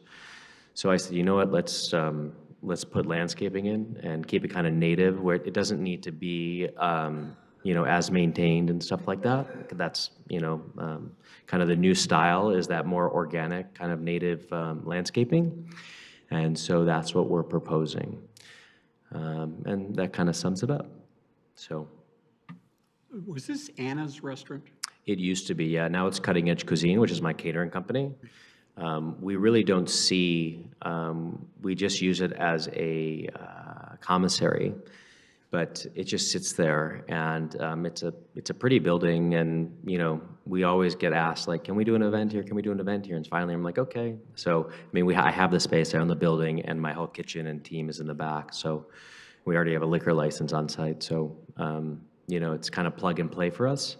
And I know there's a couple other event spaces in town that do really well, and so it's just nice for community activation, stuff like that. So relatively straightforward, but the pond has been a nightmare. Okay. Yes, ma'am. Is it okay? Go ahead. Are you going to, with the native plants, create a landscape space for people to take pictures? Like, is it meant to be that kind of space out in the front? No, it's not. There's not really any, I'm not planning on any outdoor spaces for the event center. It's just because, Charmaine's like, you can't just cover it in grass. And so I'm like, okay. So it is really expensive, though, to do what I'm proposing. And so, but I think the juice is worth the squeeze to satisfy the city. And I think it'll look better, and I think it'll be easier to maintain as well. Okay. Thank you. Yes, of Any course. questions? Yeah, well, I guess two. The first one with regards to that front, where the pond is, another potential to look at is, as we're going to talk about right after this, artwork being as part of it. And making it nice using some artwork there. But my bigger concern is the addition. I can't really tell what the material is based on these elevation drawings, but to me, it looks like a steel pole barn almost. Yeah, it's either, right now there's metal on the building. There's there's a corrugated metal that's on the building, and so we wanted to continue that. There is, I believe, a material book that was provided in the renderings. So it's either going to be EIFS or it's going to be painted metal to match the rest of the building. I guess I'm just concerned, I really don't like these elevation drawings. I think I guess depending on what kind of pull-up doors these are, I think if they're just normal garage door type, Those are for our trucks to, access and yeah, load and but I unload mean, and it's stuff. very visible, both sides, both the east and west are very visible from the northwest. I'm concerned about how they look. Looking at our new materials standards, there's not a variation between, something to suggest different levels here. I mean, I'd need some more about what this is gonna look like. But looking at these drawings, to me, it looks more like a pole barn. Okay. I mean, It's hard to tell. That's what I'm Sure. saying. So when you come to the public hearing, if you bring, you know, some better examples of what this will look like. I mean, yeah, we were hoping to not have to go to, you know, we were hoping that this was a minor amendment, so, I know my personal thought with this decent size of an addition, I think it's major. I mean, we're just taking the current materials from the building and just making it a little bit bigger to make room in the front so that we can hold events, but. I mean, we've done majors just for signs, so. Right. Yeah, I mean. Yeah. Yes, ma'am. I just wanted a little more clarity about the direction of the doors. I thought I understood. So I know where Anita's Kitchen is, and I apologize for calling it Anita's Kitchen, but that helps me ground myself on Northwestern Highway. Anita's Kitchen? Isn't Wasn't that what it was called? Anna's house? Anna's house. Yes, ma'am. Okay, Anna's house. So is what you're adding on considered the back of the building, like it would be seen Yeah. from the? So, yeah, so if you're, you won't really be able to see this from Northwestern. I mean, it's in the back of the building. If you're in the Home Depot parking lot, you'll be able to see it, right? Okay. Or if you're at like Sci-Tie, you know? Yeah. But there's landscaping like all around my building, so. Okay, I can visualize it. Yep. Thank Yep. you. You said you might use ephes as a siding, is that true? Yes, sir. I'm not real happy with ephes because of the Grenville fire and the casino fire. Okay. The Welch's torch burned up the side of the casino. It's very flammable, and I think the marshal is not adept at proving it yet, but I think that's not a way to go, because it doesn't take much at all to punch through that, and that's all styrofoam. Okay. I mean, the building, to be totally transparent, it's not like, it's supposed to kind of go away. So if there's a certain material that the, city wants to use, it's storage for us is what it is. So the front of the building is really pretty, and the landscaping and stuff like that. So if I don't feel strongly, it's not like this is all storage. So I'm happy to comply with, whatever the city thinks. Ready for an motion? I have a question. Oh, you have a question? Sure. Sorry. Can you just clarify, because I thought I heard contradicting statements about outdoor events? Yeah, I don't plan on doing any outdoor events. Okay, so that part of the agreement doesn't need to be updated? Yeah. Okay.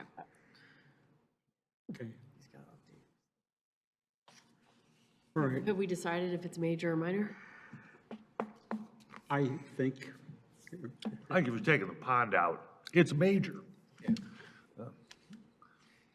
But I would think, I'm very bad at looking at these. The big issue with things, or what we were really here for, was that we were taking up some parking spaces. It wasn't, we're allowed to build the building, I believe. And the PUD is like 400 pages, I don't understand any of it. But the big issue of why we were here, my understanding at least, was because we were taking up some of our own parking spots. And so that was the main reason for me coming today, was that, and there was no real question about the building, at least with Charmaine and meeting with all the people and everything. It was more about the parking spaces and getting, require something with the PUD. And there's like 1,700 spaces with the old Sam's Club and Home Depot and blah, blah, blah.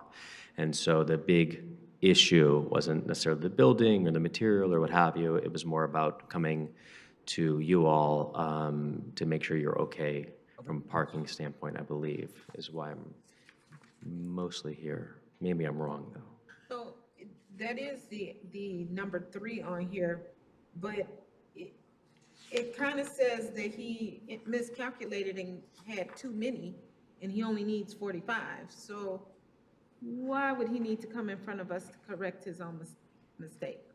I wasn't in any pre-application conversations, but I'd say that the biggest changes in my observation are the change to the pond, which was initially determined to be a benefit of the PUD. Yeah. So the Planning Commission needs to re-review that to consider if the changes that he's proposing are equivalent to what's being removed.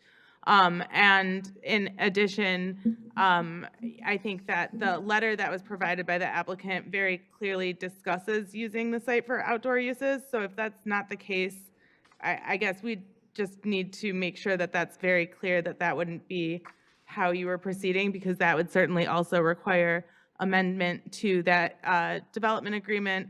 And I also do think that even though perhaps he's already occupied the space, it does seem like the development agreement does not allow for catering uses. So I do think that's something that we want to make sure is clearly listed in that agreement going forward. If I may, I think what Julia just said was very important about the fact that you just pointed out that in the first approval, that this pond was cited as a benefit, as a justification for allowing a PUD, and now they're going to take it out. So that is also a good reason then when you say, okay, we're going to give up this benefit, but now you got to keep a garden, or I think we should add a waterfall. I'm kidding. But you know, we might want to, before the next meeting, have a copy of just that list from the original PUD justification. This is why we did it, and so we can see specifically how important or unimportant Just remember, the Joe? pond was. Weren't you there, Joe? Damn you, because I probably was. No, but no, I can't remember. I think it's important that we see just how important that seemed to be, so that when we say, okay, you don't need a pond, we can say you could put grass, or we could say. Oh, that would be great. Or if it actually was seems important, then, you know, maybe we want a calder. That's a statue. I'm pretty sure That's that a sculpture. Yeah. The sculpture's not happening, but Okay.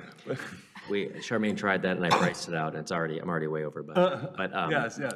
But you understand the point. Yeah. Yes, of course, I totally understand. It'd be good for us to have in the next. The ponds are, it's just, you know, and I don't know if anyone else has had this issue, but because the cost of everything is so expensive and the wasting of the water, just to fill up the pond, $4,200. Just, so I have to throw away clean water, clean the pond, and then put in $4,200 of fresh water. It's like, and that's without paying anyone. That's just the cost of the utility. I have been here since the beginning of time. So you know about this, as you okay. know. Okay. No, I no don't. one has ever come to us and talked to us about how Seriously? expensive. I'm serious. No one. But what they do instead is they just turn it off and they don't say anything. Right. I have no idea. That's what they do. Right, I don't want to do that. So- But in place, and maybe I'm not looking well, but you keep mentioning you're putting in a fairly costly Yes, ma'am. landscape and garden. So you're not just putting grass. Art is art.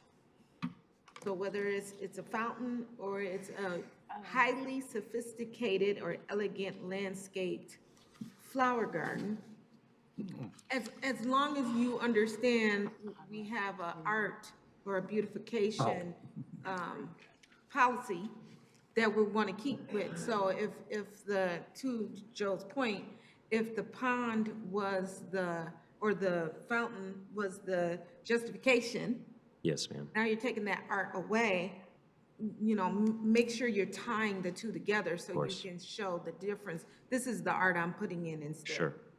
And we do have a rendering and a pretty good landscape plan from Great Oaks, and they designed it. And so they're a pretty reputable team. But just to reiterate, I'm 99% sure I'm allowed to build the building based on the PUD. The main issues were the parking and the pond, which is, I did, yeah, so. I don't think the parking is an issue. I think Okay. the main issue is the pond and the use. So the use, I'm sure we can go for a catering use, but I think it's all wrapped up. When I first went when I first did this and I got the liquor license and everything, it was under like a private events use, or something like that. So they were able to kind of put the square peg in the square hole. But if you want to make it very cut and dry with catering use, I think it's, that's fine. I guess that makes sense, right? Yeah. But That's you've fine. been- You can do public assembly as long as it's fully enclosed, so the application came in as, more of a catering use. so. Sure. Because it was there was a way to, I don't remember, but it's all legal or whatever, So. Okay. But yes, we have been operating there for a couple of years. Can we clarify all of that before, or by the time we Have the hearing. have the hearing, at least, like, make sure it's all cleaned up and straight in accordance to what it needs to be? Because, I mean, personally, anyone who's investing in their business along Northwestern Highway and even building an extension in the back facing Home Depot and its giant parking lot, like, I just appreciate that you're trying to improve on something and build your Thank you. business, so. My God. I mean, that's. That's how I feel too. Wow, yeah. Don't get mad at me. No, In a man-made pond where you're constantly cleaning it and stuff isn't really like a natural feature, you know what I mean? So he's replacing it with a more natural feature and investing in that. So I see it as being kind of a replacement, so. I think it'll be pretty too. There's not like a lot of great color there and it's a bunch of buildings that are vacant. And so I think it'll be nicer use. There's no color there. Yeah. Sure. Oh, let's stay here all night. I'm freezing, so we I gotta get move going. that the proposed amendment to PUD 4/2000 submitted by Zach Sklar be set for public hearing for the Planning Commission's next available regular meeting. Do I want to clarify, were there some clarifications? I don't, Or just, like I said, can we? we determined it was major, Yeah, based on the pond. right, major, so what do I You mean say? voting on it? As I understand it, because I don't have those sheets in front I of don't me. have any, it's We not on had the to make a decision Oh. whether or not it was a major revision. Right, And if it was a major revision, then we needed to set a public hearing. right. So your yes, we motion are should, making a determination that this is a because major revision because of the elimination of the pond. at the very least. I'm not gonna say, That's, If this is a major revision, my understanding, I mean, we're probably not going to move forward with it because I think that the amount of brain damage that was involved with the calculations. no, of no, parking- but we have to set it for a public Oh, hearing okay. regardless, and you Oh, just okay. have the public hearing and then you we keep can't moving do that if it's forward. not a major. It's a part of the process. Okay, that could be confusing with what Charmaine said. This is no change to what Charmaine said. Okay, You don't have to do anything differently than what you were already, path you were going down. okay. It's just that if it's minor, Charmaine can approve it. Okay. She sent you here because she felt it was major. So the first thing we do is say, oh, it's major. Let's set a public hearing. Okay. I think there was just a lot of paperwork and engineering and counting parking spaces and tree counting and all sorts of stuff.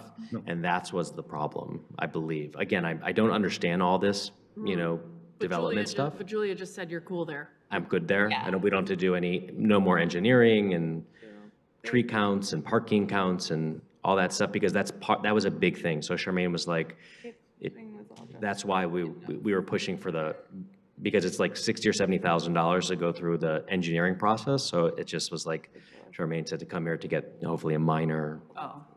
That's why. Otherwise, it's just, we're not going to go through that amount of brain damage and. Our motion is, So I'm going to second your motion because you finished. Because your motion only talks about the pond. And so if you already have a landscaping plan of where the pond is going to be, That's what we're talking about at the hearing, right? That's what you mean when you say that, right? yeah, we just need to go through the meeting. okay? Yeah, I guess we'll see. I don't. Sound good? So you shouldn't have to do all that other stuff. Julia, are you? But you should talk to I'm Charmaine. sorry, I was just talking to Joe because some of the landscaping stuff was addressed in notes, like they relocated trees and they just put in the notes, relocated 2 trees over here. So I was consulting if we would want to see the actual site landscaping, but I think that because it would normally go through an administrative approval except for that pond portion, the more detailed landscaping in the pond portion is what's really I mean, it's a full landscape plan. necessary, as long as we get the clarification on what those trees are, where they're being relocated, and just a little bit more detail from the applicant, but it doesn't need a full landscape plan. But you can work with the applicant and get that done. Yeah, I think that's reasonable. Yeah, through staff, yeah. And as someone who's been here forever, I've never seen a detailed landscape plan of a garden. Oh, Okay? yeah, I'm talking It about is. the rest It's of the stamped by architects, the whole thing. Yeah. Landscape architects, I mean, Yeah, that's beautiful. That plan, I'm not as concerned about. I was talking about the landscaping and the rest of the site, but I think we can take care of that with just some good notes that okay. make it very clear. So I seconded it. Okay. All those in favor of the motion to set the public hearing for the next available meeting, hopefully September 18th? Okay. Aye. Those opposed, same sign? Okay. I love Mex and Bows, by the way. I'm there all the time. We do need to figure out this plan with more foundation. Next and both. It's restaurants. Mex and Bows up it's on just supposed to be Telegraph. south. I think it's incorrectly named. They're good. You should try it. Don't know it. And I have 4 elevations for. He has 3 restaurants. I don't go up to Birmingham much, but. Must be showing. All right, what's that? Okay. And then calling it out. Let's go. That's, okay. We got one more, pretty sure. I move Next. that draft zoning text amendment. Next item on the agenda is zoning text amendment 1 of 2025, chapter 34 of the zoning ordinance, amend zoning ordinance to add new definitions and public art requirements. This is a setting for public hearing. Right. Just the quick and dirty summary is that you guys had a joint meeting with council at which it was agreed that the planning commission suggestions would be adopted into the text. The text has been appropriately altered since then, and you're setting it for a hearing. Yes, Steve? I move that draft zoning text amendment 1, 2025 be set for public hearing for the planning commission's next available regular meeting agenda. Support. Move to support it. All those in favor say aye. Aye. Aye. Who supported? Kristen. Thank you. Okay, there's no one left in the public to have public comments. Does any commissioners or staff want to make comments before we adjourn? Were there minutes? There were minutes. Yeah, Minutes. there's. Yes. I motion to approve the July 17, 2025 regular meeting minutes. Support. Moved and supported. All those in favor say aye. Aye. Those opposed, same sign. Motion passes. Go ahead. You asked for commissioner comments. Yes. And of course, I'll volunteer some commissioner comments. I have to say that I won't be here next month when we get to this development with the cluster option. And unfortunately, after all my effort there, I forgot to mention a very important thing. This goes up to Folsom Road. And along Folsom Road, I bicycled there. There is a sidewalk, bicycle on, up until whatever that is, Parker or whatever it's Parker Lundy. Parker, and then it stops. It's not there. Cars are going, I don't know what the speed limit is, 40, 45. They're going 45 miles an hour, and you have approximately 1.5 feet to bicycle on. I think when we require, when we have new housing go in on a major street, we require them to put in the sidewalk. You all know how important sidewalks are to me, and I'm not gonna be here. Please, someone mention it. And that only covers the area that they own. Right. On Folsom. I have heard year after year after year from engineering that there is no other major road where we need to put a sidewalk. Well, I found one today. So I would like to have the city consider for the capital improvement plan in January to fill what this developer will not put in to get, I mean, we're talking, I don't know, a quarter of a mile. It's, Do you remember last capital improvements? What? They talked about this area is going to get sewer to drain. Okay. To keep the water from flooding. So if they start digging that up, hopefully then they would continue sidewalks across. Okay, but this is a concern because I have bicycled there and it was scary. Yeah. Okay? Do you want a bus stop there too, Joe? Listen, I only want bus stops where there are buses. I'm not But you not unreasonable. also said if you build it, they will come. So if we build the bus stop, the bus will come. That wasn't me. So thank you. I'm sorry I'm gonna miss next month, but All right, who's gonna remember that? I got it. I will. I will. Marisa, you're on it? You guys are gonna have a hell of a meeting next month. Oh, yes. Hazard. I need to go visit my daughter. We all need Silly to. comments? Okay. Just, there's also in the packet, the supplemental information dropped off today in your packet is just announcing some comprehensive plan rewrites from our neighbors, City of Southfield, Novi, and Franklin, just to make the commission aware. Like we don't have enough to read. There's no sign. I don't. And see if it's as good as ours. The Village of Franklin, excuse me. Okay. I make a motion that we adjourn. Second. Been moved and seconded. All those in favor of adjourning, say aye. Aye. Those opposed, same sign. Adjourned. Anybody cold?